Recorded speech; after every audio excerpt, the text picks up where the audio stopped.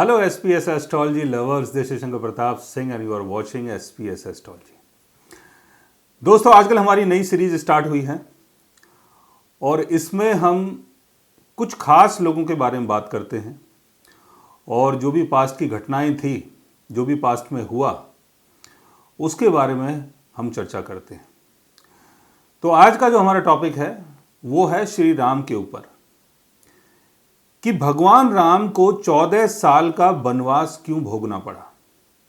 ऐसा कौन सा योग उनकी कुंडली में बनता था जिसके कारण ये सारी चीज़ें हुई और उसके चक्कर में भगवान राम को 14 साल तक जंगलों में घूमना पड़ा और गरीब वाली ज़िंदगी जीनी पड़ी। तो ऐसा कौन सा योग उनके चार्ट में बनता है। और भगवान राम के बारे में हम सब लोग जानते हैं कि वो भारतवर्ष के सम्राट रहे हैं, राजा रहे हैं। उनके जो पिता थे वो भी भारत के राजा थे, दशरथ जी। और जो उनका युग था वो स्वर्ण युग था, यानी हिंदुस्तान के राज्य में ऐसा कभी राज ऐसा किसी का नहीं चला है कि जहाँ पर एक छत्र राज रहा हो। तो भगवान राम पूरे भारतवर्ष के राजा थे और उनको पुरुषोत्तम राम भी बोला जाता है। पुरुषों में सबसे उत्तम, सबसे श्रेष्ठ। बहुत गुणी थे, बहुत ज्ञानी थे, बहुत खूबसूरत थे, इसीलिए उनको पुरुषोत्तम राम बोला जाता है। तो आज हम बात करेंगे कि ऐसा कौन सा योग उनकी कुंडली में बनता है जिसके कारण उनको वनवास हुआ। तो चलते हैं चार्ट की तरफ। और ये है भगवान राम का चार्ट और ये चार्ट मुझे कुछ सोर्सेज के द्वारा मिला है क्योंकि उनका जो जन्म है वो काफ़ी दिन पहले हुआ था। तो कुछ सोर्सेज, कुछ बुक्स वगैरह पढ़ने के बाद वहाँ से कुछ सोर्सेज मिले, कुछ उनसे पता चला कि भगवान राम का लगन क्या था और उनका जन्म कैसे हुआ था। तो उसके बारे में आज हम बात करने वाले हैं। ये जो कुंडली है कर्क लगन की कुंडली है। कर्क लगन के जो स्वामी हैं वो चंद्रमा होते हैं और चंद्रमा लगन में ही स्थापित है, यानी अपने ओन साइन में चंद्रमा बैठा हुआ है। गुरु की प्लेसमेंट भी कर्क लगन में है। गुरु चंद्रमा का योग कर्क लगन में बन रहा है और गुरु कर्क लगन में यानी कर्क राशि में गुरु उच्च का होता है। तो उच्च के गुरु के साथ चंद्रमा का योग और चंद्रमा सुक्षेत्री है, अपने घर में बैठा हुआ है, तो बहुत बड़ा राजयोग। ऐसे में इंसान बहुत खूबसूरत होता है। चंद्रमा यानी चेहरे की खूबसूरती को दिखाता है, सॉफ्टनेस को दिखाता है। गुरु यानी ज्ञान, आदर्श, इन सब चीज़ों को दिखाता है। तो दोनों का बहुत ही खूबसूरत योग। गुरु के कारण हंस योग भी बना इस चार्ट में और चंद्रमा के कारण यामिनी नाथ योग भी बना है। तो बहुत अच्छा राजयोग इस कुंडली में बनता है। साथ में अगर हम राहु की प्लेसमेंट को देखें तो राहु कन्या राशि में कुंडली के तीसरे घर में बैठा हुआ है। इस राहु के कारण ही भगवान जो राम थे उनको धनुष चलाने में पारंगत हासिल थी, यानी बहुत ज़्यादा पारंगत थे धनुष चलाने में भगवान श्री राम। चौथे घर में शनि का योग है और शनि यहां पर उच्च का है। चौथे घर में शनि उच्च का है। तुला राशि चौथे घर में आ रही है और तुला राशि में शनि उच्च का हो जाता है। पांचवां घर इनका खाली है, छठा घर इनका खाली है। सातवें घर में मंगल उच्च का है।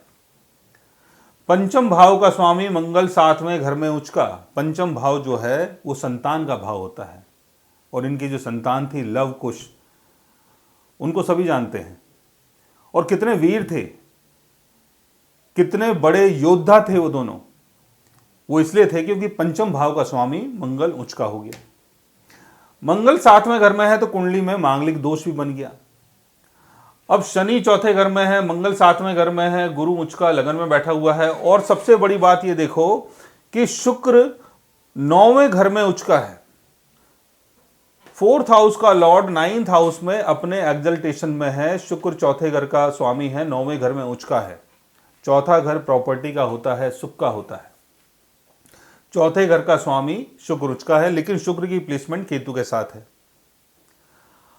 दसम भाव की अगर हम बात करते हैं तो यहां पर सूर्य भी उच्च का है। मेष राशि में सूर्य है, सूर्य उच्च का है और सेकंड हाउस का लॉर्ड सूर्य उच्च का है दसम भाव में, यानी वाणी का अधिपति, कुटुंब का अधिपति, धन और वैल्यू का अधिपति सूर्य दसम भाव में उच्च का। दसम भाव जो है राज्य भाव है। इनके पिता राजा दशरथ, पिता की वैल्यू को दिखाता है सूर्य। 11वें घर में अगर हम जाते हैं तो 11वें घर में बुध वृषभ राशि में बैठा हुआ है। वृषभ राशि का जो बुध होता है वो इंसान की वाणी को बहुत शुद्ध बनाता है और वाणी इंसान की बहुत अच्छी होती है। तो ये बुध के कारण यहां पर ऐसा योग बना। तो कुंडली में सारी चीजें बहुत अच्छी हैं और सारे ग्रह उच्च हैं, उसके बाद भी इनको वनवास क्यों मिला? ऐसा कौन सा योग इनकी कुंडली में बन रहा है? अगर हम इसको ध्यान से देखें तो 7वें घर का मंगल अपनी नीच दृष्टि लगन में डाल रहा है। लगन इंसान की पहचान होती है, उसका नाम होता है। लगन का संबंध सिंहासन से है, राजगद्दी से है। तो लगन में मंगल की दृष्टि नीच दृष्टि पड़ रही है, इसके कारण इनको वनवास जाना पड़ा। यानी इस मंगल ने लगन को खराब कर दिया। अब लगन में गुरु उच्च का है, गुरु की नीच दृष्टि 7वें घर में पड़ रही है, तो इसके कारण पत्नी वियोग, यानी जो सीता माँ थी उनसे इनको अलग होना पड़ा, क्योंकि गुरु की नीच दृष्टि सप्तम भाव में है, मंगल की नीच दृष्टि लगन में पड़ रही है। ऐसा ही योग इनके इस चार्ट में भी बनता है। अगर यहां हम देखें दोनों हाउसेस में, तो शनि की नीच दृष्टि दसम भाव में यानी राज्य भाव में, जिसके कारण राजपाट जो है वो छूट गया, राजभंग योग बन गया। और सूर्य की नीच दृष्टि 4th हाउस में। तुला राशि को जब सूर्य देखता है तो अपनी नीच दृष्टि तुला राशि में डालता है, क्योंकि तुला राशि में सूर्य नीच का हो जाता है। इसको ऐसा माने कि सूर्य यहां पर नीच का है, शनि यहां पर नीच का है। तो सूर्य की नीच दृष्टि जब 4th हाउस में पड़ी तो उसके कारण क्या हुआ? घर का जो सुख था वो बिगड़ गया। अब सौतेली माता का योग कुंडली में कैसे बनता है? देखो, बहुत ही खूबसूरत है। शनि चौथे घर में है, चौथा घर माँ का होता है, और शनि चौथे घर में है, यानी सौतेली माता का योग, और जिसके कारण इनको घर अपना छोड़ना पड़ा कैकई के कारण। इनके जो गुरु थे, गुरु वशिष्ठ, उन्होंने राज अभिषेक की जो भविष्यवाणी की थी और जो मुहूर्त निकाला था वो बहुत सटीक निकाला था। लेकिन उनको भी पता था कि इनकी कुंडली में, भगवान राम की कुंडली में राजभंग योग बना हुआ है, और ये भगवान राम भी जानते थे। सोने का कोई हिरन नहीं होता है, भगवान राम जानते थे। सारे लोग जानते हैं कि सोने का कोई हिरन नहीं होता है, लेकिन फिर भी भगवान राम उस सोने के हिरन के पीछे क्यों दौड़े? ये जितनी भी चीजें थी, ये एक लीला थी, दुनिया को दिखाने के लिए, दुनिया को कुछ संदेश देने के लिए। पर भगवान राम और इनके गुरु वशिष्ठ जी वो सारी चीजें जानते थे कि उनकी कुंडली में राजभंग योग बना हुआ है। तो इनका चार्ट इतना स्ट्रांग है जिसके कारण इनको जीवन की सारी चीजें मिली, सम्मान मिला, राज्य मिला बाद में। लेकिन इनको शुरुआती जीवन में ये सारी चीजें भोगनी पड़ी। वो इसलिए भोगनी पड़ी क्योंकि गुरु की नीच दृष्टि सप्तम भाव में है, जिसने पत्नी वियोग दिया। मंगल की नीच दृष्टि इनके लगन में है, जिसने राजभंग करवाया और इनको जंगलों की खाक छाननी पड़ी। शनि की नीच दृष्टि राज्य भाव में है, जिसके कारण राजभंग योग बना। और सूर्य की नीच दृष्टि सुख के घर में है, जिसके कारण सुखभंग योग बना। कुछ सौम्य राशियां होती हैं, जैसे चंद्रमा की राशि कर्क, बुध की राशि आपका मिथुन और कन्या, गुरु की राशि मीन और धनु, शुक्र की राशि वृषभ और ये तुला। ऐसी अगर राशियां यहां पर आती हैं लगन में, यानी अगर ऐसी राशियों का लगन बनता है, गुरु का, बुध का, शुक्र का और चंद्रमा का, तो इसको सौम्य लगन बोला जाता है।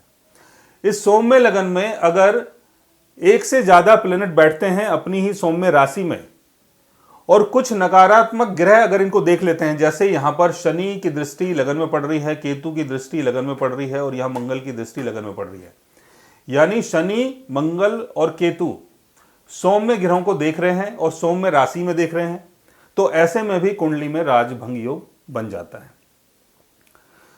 तो ये थी भगवान राम की कुंडली, जिसमें स्पष्ट तरीके से ये चीजें दिख रही हैं कि भगवान राम को जीवन की सारी चीज़ें मिलेंगी, लेकिन उसके साथ परेशानी भी होगी, स्ट्रगल भी होगा, और भी बहुत सारी चीज़ें हैं अगर आप इसको समझें। यहां पर शुक्र उचका है, लेकिन शुक्र के साथ देखो केतु की प्लेसमेंट है। शुक्र केतु का योग भी पत्नी वियोग देता है, और शुक्र जैसे मैंने बताया कि चौथे घर का स्वामी है, लाभ भाव का स्वामी है, और शुक्र यहां पर केतु के साथ बैठ गया तो घर से भी इनको दूर जाना पड़ा। सो गाइस, आज मैंने आपको बताया भगवान राम की कुंडली के बारे में कि कुंडली की सच्चाई क्या होती है और कैसे हमें कुंडली को देखना चाहिए, समझना चाहिए। सिर्फ कुंडली में जो ग्रह होते हैं अगर वो अपनी उच्च स्थिति में है तो उससे भी बात नहीं बनती है। उसके साथ आपको ये भी देखना चाहिए कि और क्या योग आपकी कुंडली में बनता है, उन ग्रहों की दृष्टि कहाँ पड़ती है, कैसे पड़ती है। उन सारी चीज़ों को प्रॉपर तरीके से जब आप समझेंगे, जानेंगे, तभी आप किसी कुंडली के बारे में विचार कर पाएंगे। सो गाइस, आज मैंने आपको बताया भगवान राम के बारे में। अगर आप भी जानना चाहते हैं अपने बर्थ चार्ट के बारे में तो उसके लिए आप हमारे चैनल को सब्सक्राइब कर सकते हैं।